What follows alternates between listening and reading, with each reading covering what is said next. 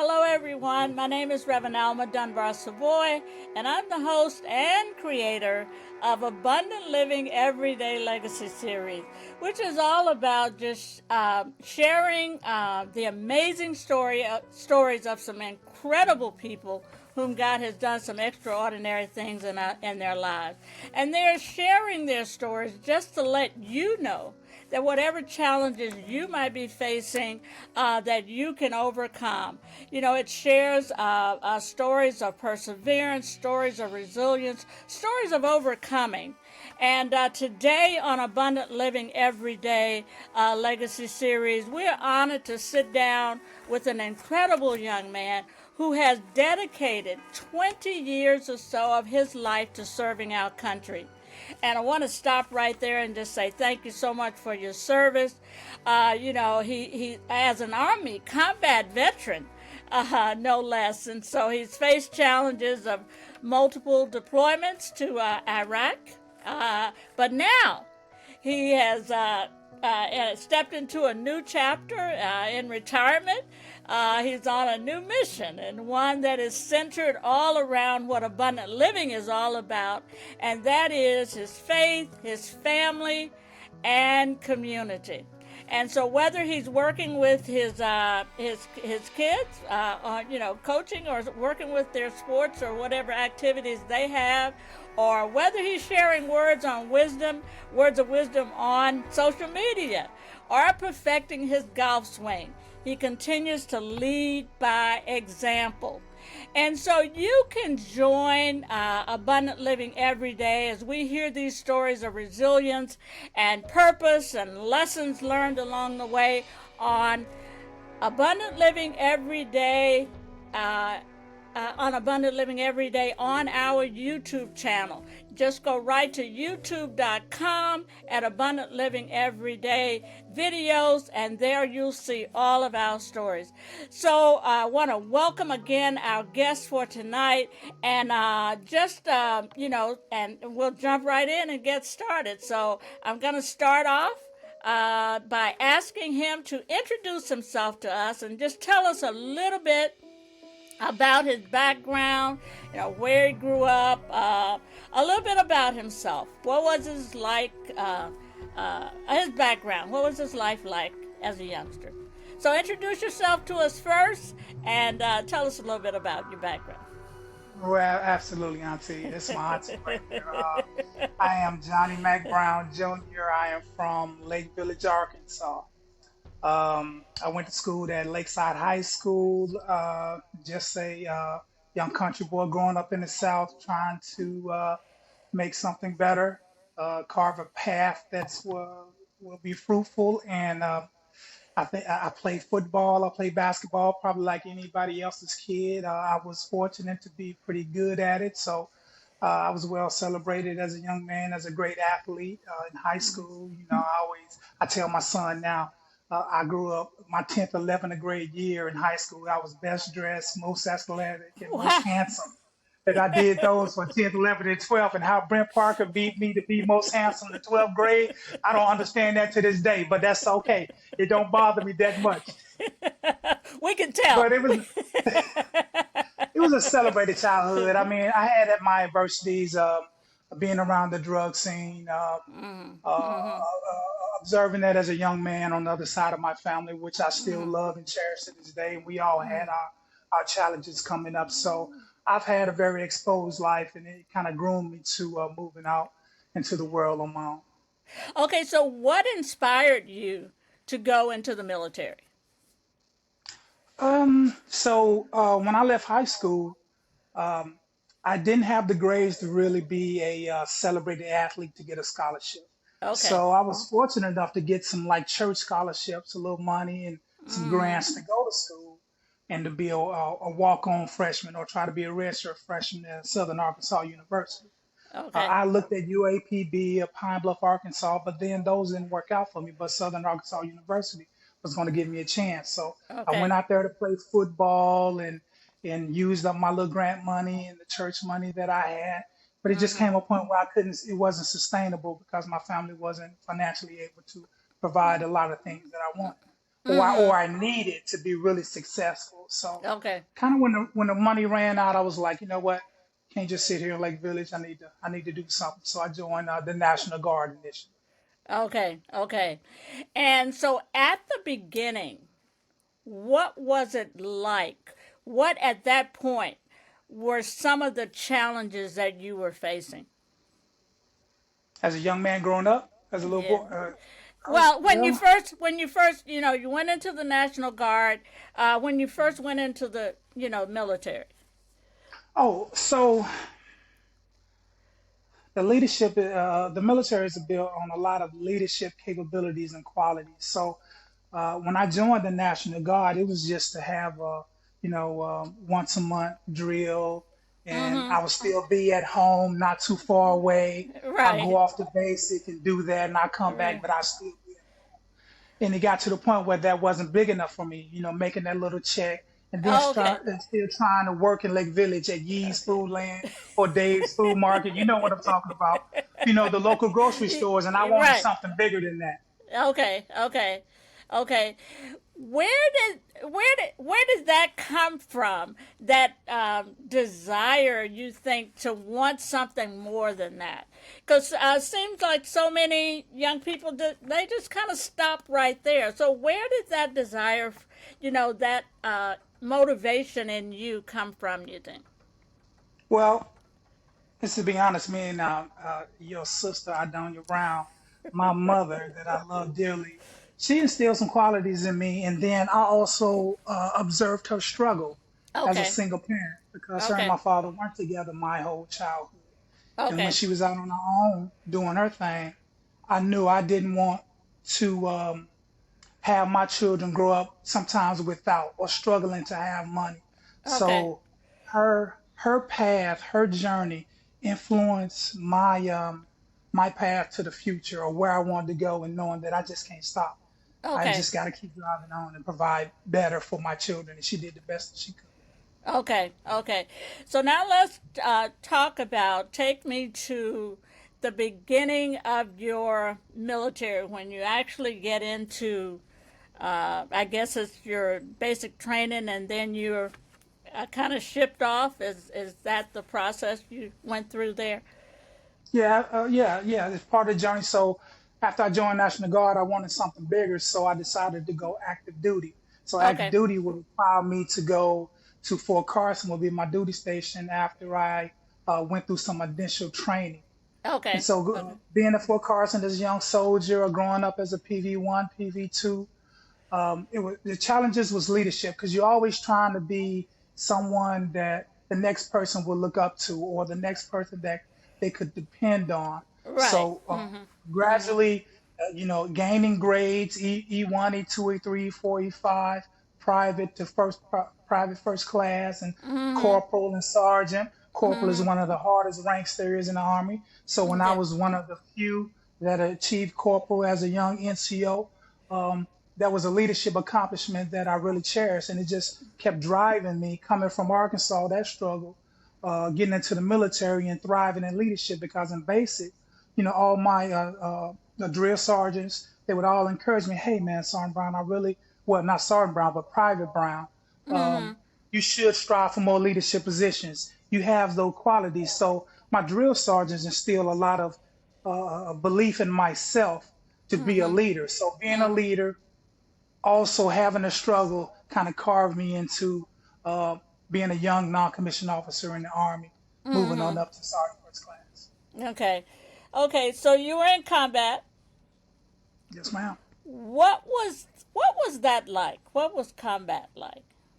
Ooh, that is, That's a big one, right? yeah. Because I wrote something down, and I wanted to say this before I kind of answer that question. Okay, Yeah, the author's name was W.E.B. Du Bois. right. He used the term the veil in his book, The Souls of Black Folks, to Okay, describe okay, the barrier between African Americans and opportunity. okay, Okay. I always held that kind of close to chest because I got my degree while I was in, um, the earlier part of my military career. So Okay. I had to do a paper on this guy, and it really kind of resonated with me. And Okay. also, he also said now he also used the term double consciousness Okay. to describe the challenges of being a proud black, being a proud black identity, while also trying to assimilate into a white society. Okay. Um, Okay. and so, the, really honing in on the second part, it's been a lot of trying to assimilate into society that's around me. That also influenced my ambitions to be abroad and part of the culture that I was either deployed to Germany or Korea, um, dealing with Korean rock soldiers, being in combat. It breaks down a wall that the normal civilian can't really understand, and you're really not prepared for it. So I always reverted to or called it a veil Okay. when I was going through, because I've been diagnosed with PTSD, because it exposed you to a layer that just, having a fender bender or something like that in a parking lot shouldn't really bother you when you're looking at the poverty and the destruction and the war that's going on in other countries. What we figure is a problem has nothing is nothing compared to what it's like in a combat zone. Mhm. So the average civilian can't really understand, going on missions, knowing that the Mhm. possibility of death is imminent, or being Mhm. on patrols and being exposed out in the battlefield when the Mhm. enemy is all around you. So the plight of especially a combat soldier is one that's hard to really revert back to when you come from a combat zone. So our Yeah. difficulties and struggles really is evident in the suicides and things like that. Absolutely. And so when you talk about assimilation back into, uh, you know, uh, your community, uh, so many, that's where they have, some of their biggest challenges. What helps you to be able to assimilate back? You've made the adjustment back.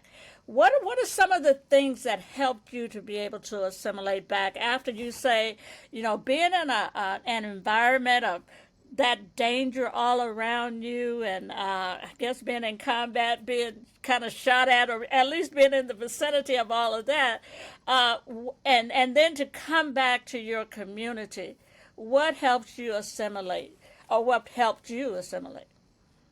Um, so I was actually diagnosed with PTSD after I got out the military. My Okay, wife was always saying that was something ain't right, something right, is wrong with you. I wasn't really, I guess, portraying the typical role that a husband should do or illustrate. okay, Um, I had the opportunity once I was diagnosed, which was crazy how I got diagnosed. I After the military, you get out, you got so much time to utilize still military services, and right, I was doing a dental checkup, and a lot of times in the military, what soldiers do is they really avoid writing down what they're really going through, because that can be detrimental to their promotion, right. their opportunities, and Mm, so what we do is suck it up a lot. And mm. so after I get out, I was having my dental exam, and then they presented, like they always do, soldiers with all these questions mentally how they feel. And I just literally wrote out everything how I felt. And she was disturbed initially. And then when she sent my responses to the VA, they was like, hey, we got to get you in here right now. So I had the opportunity to do classes with Vietnam veterans, Mhm. um, dealing with therapists. They helped me break down what was, reality is living here every day, walking outside my house versus being in a Mhm. combat zone. Things Mhm. is different. Identifying certain markers that you will consider a threat in the Mhm. combat zone, it's really Mhm. not a threat. And then Mhm. they would use a aspect of, so when on the last 10 years that you heard of a violent act at the corner of your street, because you assume that that can sometimes is an IED and somebody's after you. Well, it's never. And then you kind of break down, well, it's never an incident over there because we're back in reality. But if you go Right. back to the combat zone, what you think is dangerous because stuff has happened at that same location over and over again. So it Right. helps distinguish the thin line between sanity and insanity. And Okay. what we as soldiers sometimes that's it gets blurred and it's hard to distinguish. And so Okay. that's why we have our more mental problems Okay. that we do. Okay. So, what in you do you think? What values, or was it your faith, or what inside of you helped you to more clearly distinguish reality from the stress syndrome that so many of veterans have? I think some for me, so some of the identifying markers. There's a couple instances while I was in combat that the reason I'm standing here right now is baffling. That is unexplainable. Like maybe one day I was on a patrol and my platoon found a 155 round on the side of the road, and earlier when we found the 155 round, no, actually we showed up to a location to secure, and before we secure an area, we walk in and make sure it's clear. And so we walked the area, and when I was walking in the area, we identified a 155 round. So we went back and called the EOD to come out to take care of it. Well, EOD came out, and it turns out that one of the guys that I was working with, the actual platoon sergeant of EOD, we had just had a conversation, talking about our wives and having a good time, and not necessarily a good time, but just leaders talking to leaders, and we was talking about the situation and things like that. And so he just happened to walk out there in the same place that I was, lose his life. And literally, I was in the same place where he was, a few minutes before, trying to find trigger points and triggers for IEDs and things like that. And that explanation really has never made any sense to me. I was once moving a patrol to a certain point over in Iraq, and I had a new driver, and I told the driver that morning, if I tell you to turn left, turn right, new driver, because he don't know me, just execute. He was like, Roger, Sergeant. So we went out on patrol, we rolling, and out of nowhere, just an inclination, I told him to turn right immediately. He thought I was crazy, but he did it. He turned right. And when he turned right, the vehicle behind me struck an IED. Now, I can't explain that or understand that, but it has to be something bigger than me. And so when you ask about in me what has pulled me through, we've had a conversation about faith when I was younger, when I first joined the military. And I was always having a problem understanding the relationship with the holy word, where we come from religiously versus where we come from in a scientific aspect.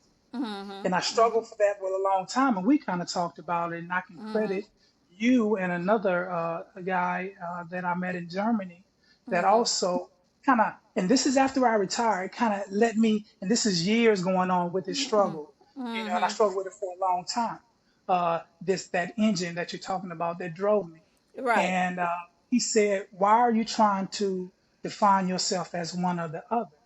He said, JB, you can love both or believe in both or understand both. You can understand the holy word of where humans' existence come from, and you can also understand the scientific aspect of it. And I never thought about that trying to define me, whether I'm religious or more scientific, because combat makes you see things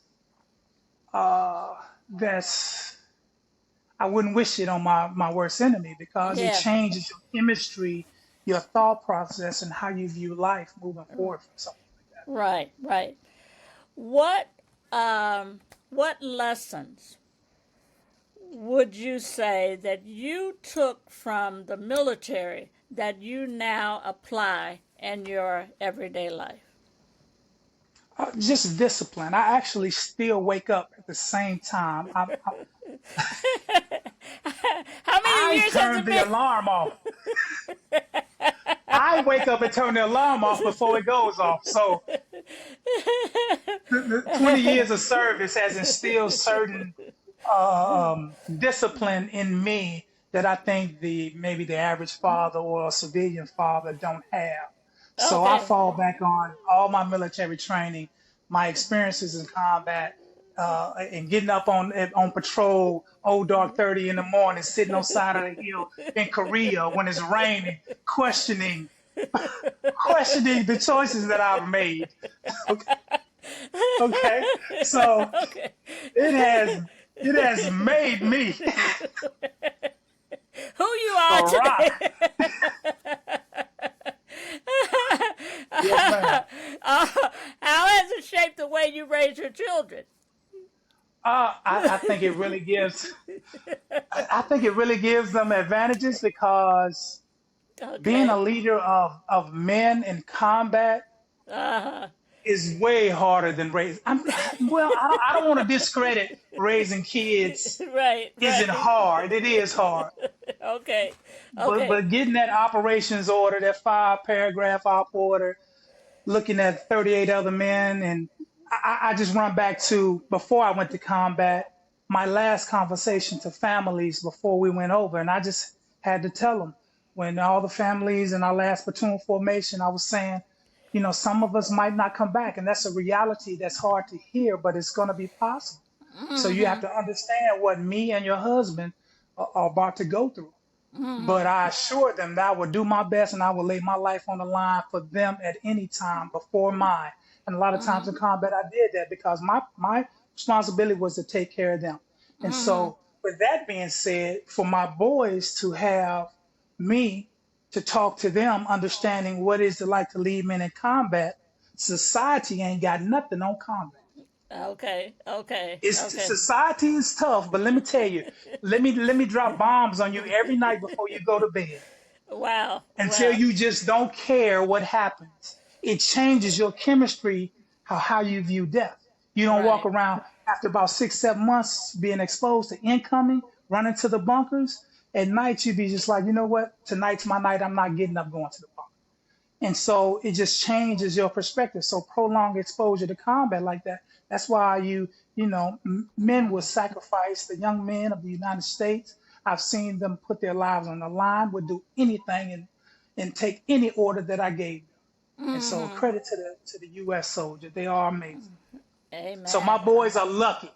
They lucky. And I be on them. I got it. If anybody prepared to raise them, it's me. I got them. I be tearing them up too. They messing with so, a platoon sergeant. so what does that mean to you to be able to work with them and you have time to go, to their events and, kind of coach them and work with them? What does that mean to you at this point? Oh man, it's incredible. I have three older girls, not younger anymore, but older Mm-hmm. girls that didn't have the opportunity to live with me every day.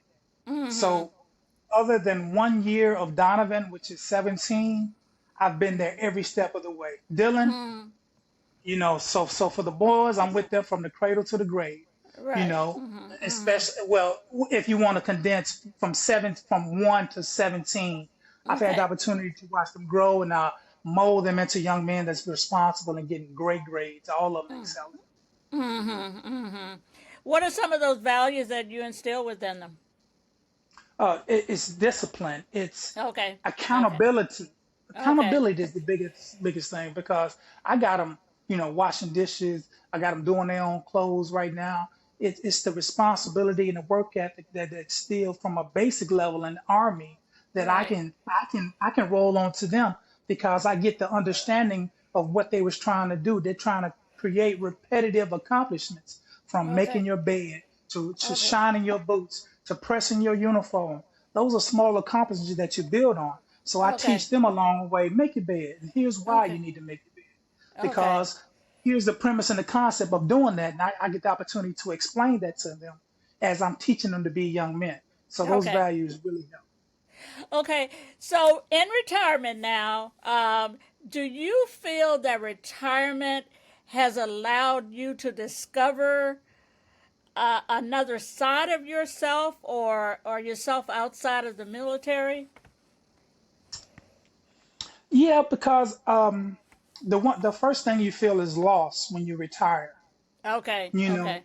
because your face, you know, my retirement level was E7, and I still was in charge of millions and billions of dollars of equipment, and I had the responsibility of 38, 40 soldiers, young Mm. men, their Mhm. well-being, and Mhm. providing them a purpose, direction, and motivation. Right. And so that instilled a lot of the qualities that I pass on to my boys, and it gives Mhm. me that purpose that I need to make sure that they achieve.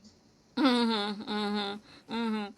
So, how do you balance with your wife working? You have your boys and the activities in school, etc. How do you balance? How do you balance things now, or manage the home front and balance everything?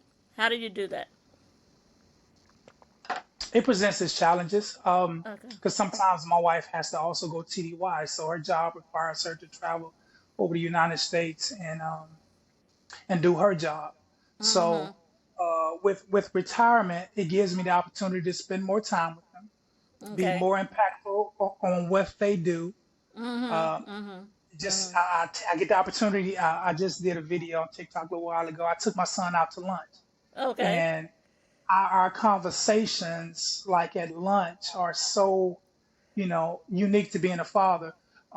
To include when I used to walk him to school when he was a little boy, all our Okay. little engaging conversations has been stepping stones up into today, where he drives me to lunch. He just did it the Okay. other day, and we Okay. sat down and I made a little video and we talked about things, and Okay. I get the opportunity to treat him with respect, and help him understand what it means to be driven and to have a goal and feel like there's no challenge that can prevent you from accomplishing your mission. Mhm. So Mhm. so Mhm. being able to push those perspectives, um, and having the opportunity being retired, uh, after overcoming my adversity of who I am and what I'm supposed to be, and Okay.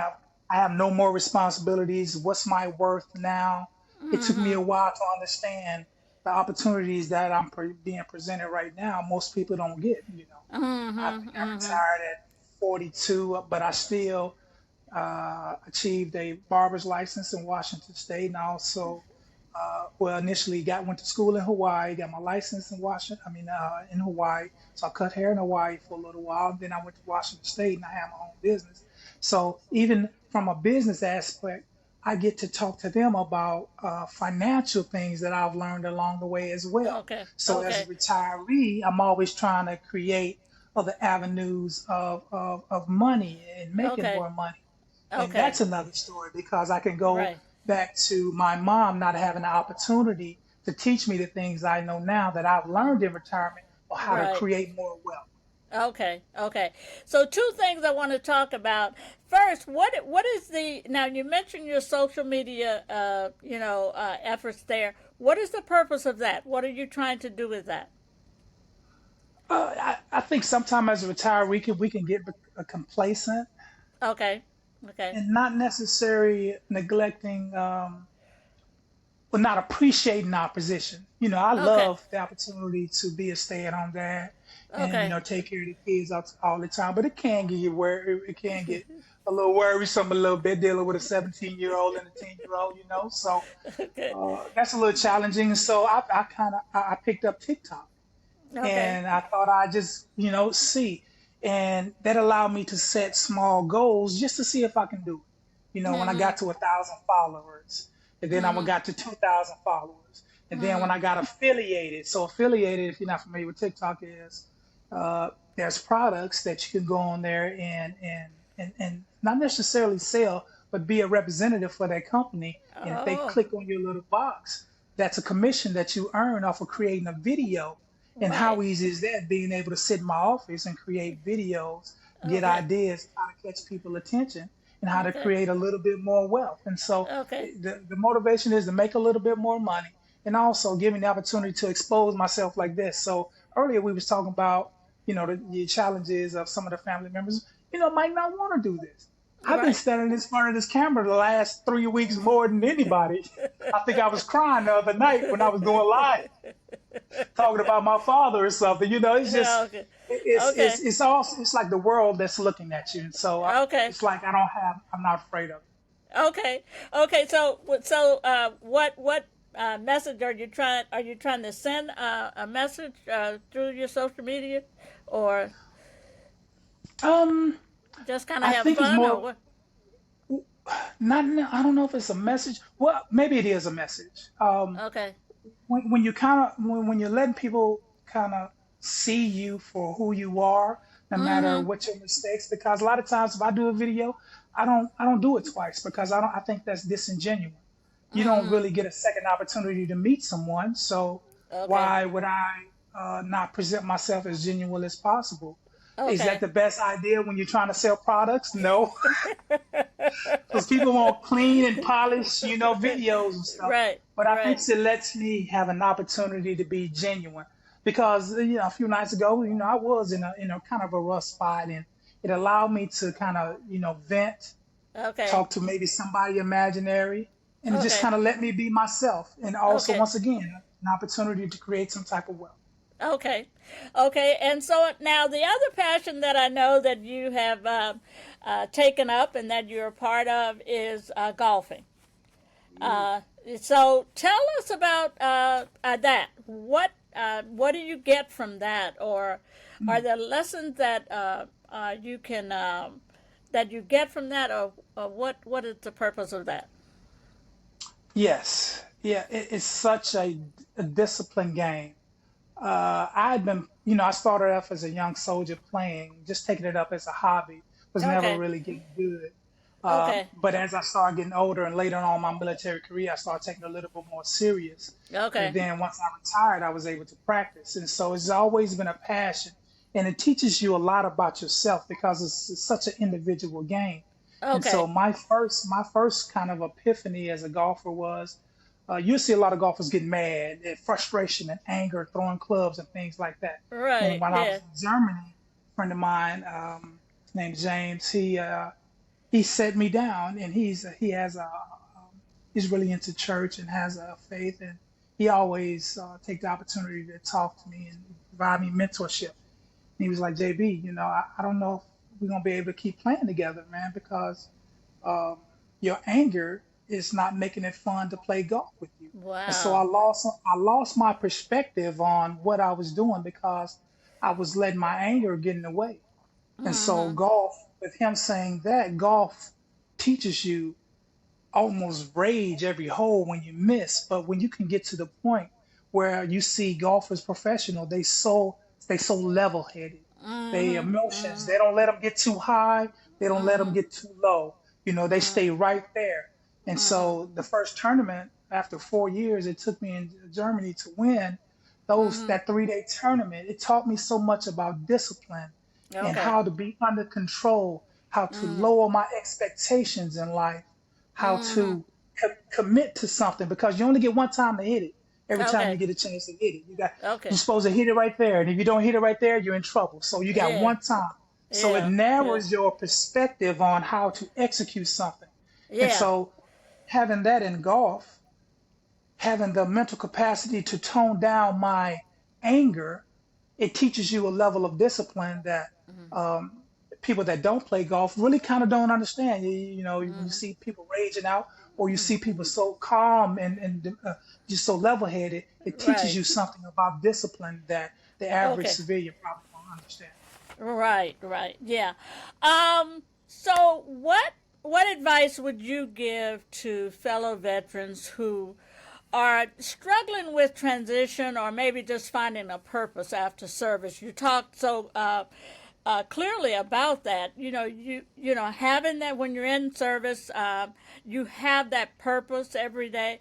But then when you come out, the transition. What advice would you give to them?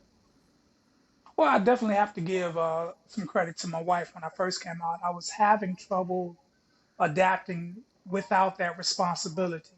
Okay.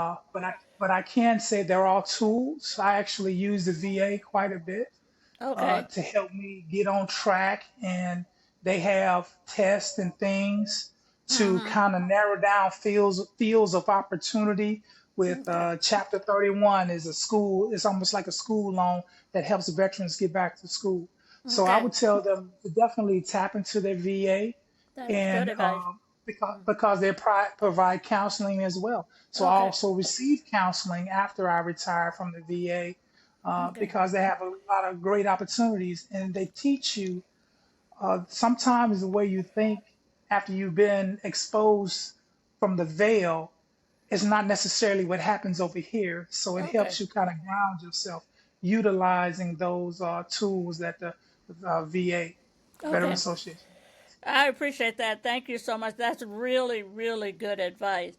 Now, looking back at your life so far, what are the biggest lessons you've learned about, you talked about your faith there, some, your perseverance, and your family. What are the biggest lessons you've learned?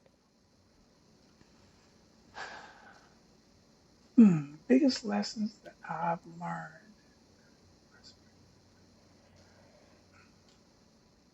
I guess I have to revert back to, I guess, I feel one of my biggest accomplishments.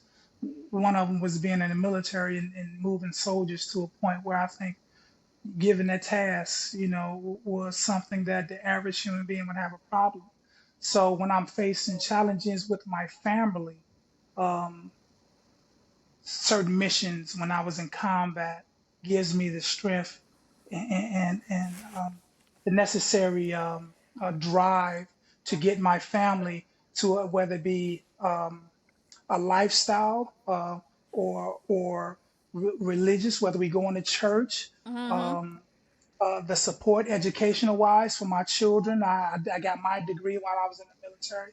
My Mm-hmm. wife also has her degree, her bachelor's. Um, those things just really kind of helped me solidify my role as a husband and as a father, and have the Mm-hmm. confidence to Mm-hmm. be the head of the household, and ensure that success for my boys, my Mm-hmm. 17-year-old, which is getting ready to leave the house, and my 10-year-old, which is his last report card. Talk to the teacher. They want to put him in a gifted and talented class because he's Mm-hmm. excelling as a young man, and Mm-hmm. and knowing that I'm involved with my 17-year-old that's in the National Honor Society, something, Okay. and I didn't even come close to achieving. I was a C student, C was great, yes. D, hey, I passed. It's a D. C's were the But new A's, huh? They were the A's. And so I also tell him, I said, son, I said, who I was as a student, you're so much better than I am. And I have the Mm-hmm. opportunity to teach my experiences to you to help you be even better. So he's so Right. smart, so Yeah. physically talented. Yeah. I just get to, mesh him all Yeah. together, and hopefully I'll make him something that's awesome. And he's turning out to be. So all my experiences, all of that has really made me really comfortable of who I am as a man, and Okay. just happy about life and love everybody and friendly everybody. It's Okay. kind of how. Okay.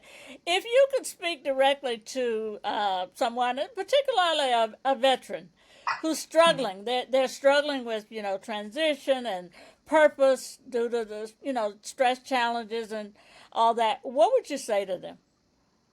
I would say talk to somebody. What's a really benefit to me Mm-hmm. being where I am in North Carolina, still in close vicinity of the military installation.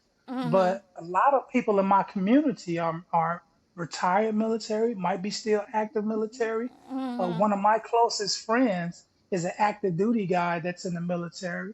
And I actually confide in him. I Mm-hmm. enjoy talking to him Mm-hmm. because he understands what the struggle is. Right, Uh, right, Not saying talking to a civilian can't be beneficial, but right. if you can find someone that's been to combat, Yeah, that's felt those horrific moments and those scary right, moments, and right, right, resolve problems and face the same challenges that they face, right. it kind of helps you, because it's been times that I needed to talk to my friend and I Yeah, couldn't wait to talk to him yeah. because I know I can't do sometimes I can't fix myself alone sometimes. Those Mm-hmm. experience and somebody with a military background has always been a key to helping me be better. Okay. Okay. What's the most important thing that people should know about you?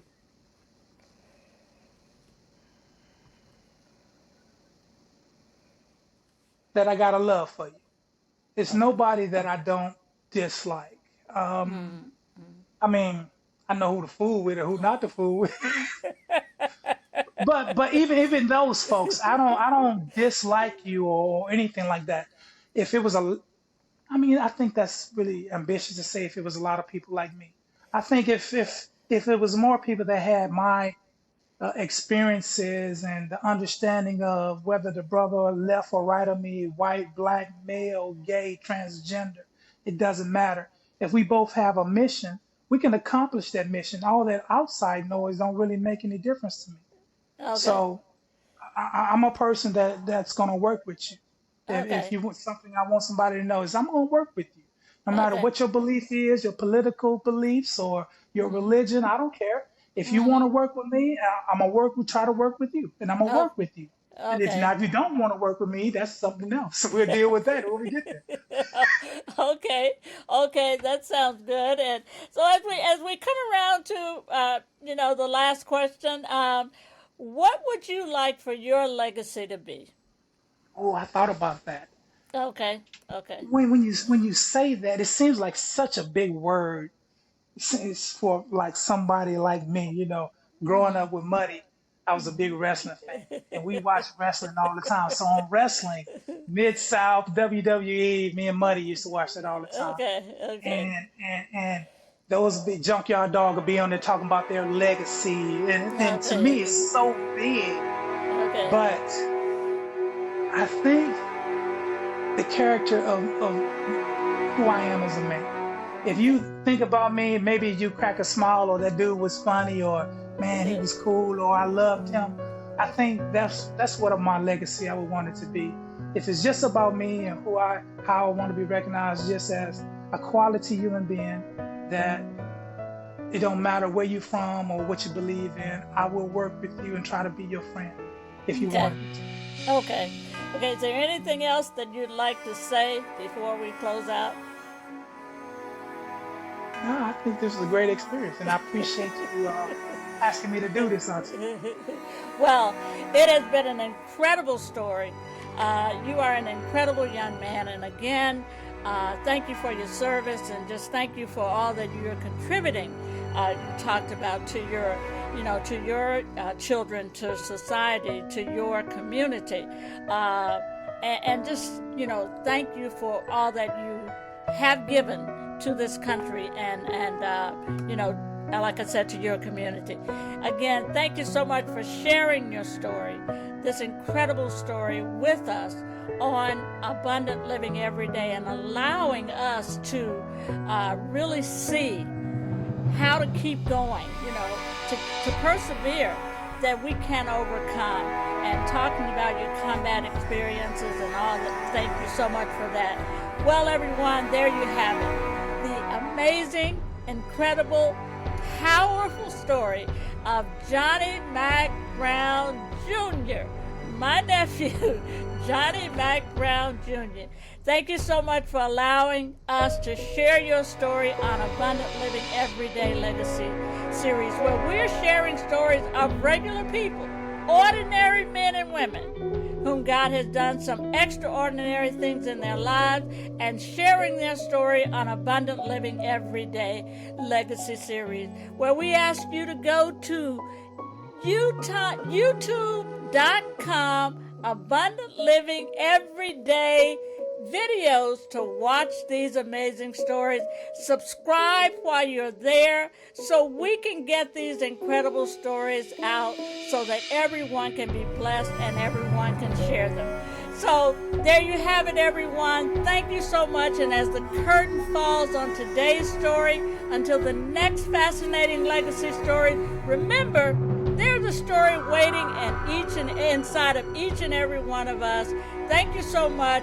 God bless you. Good night.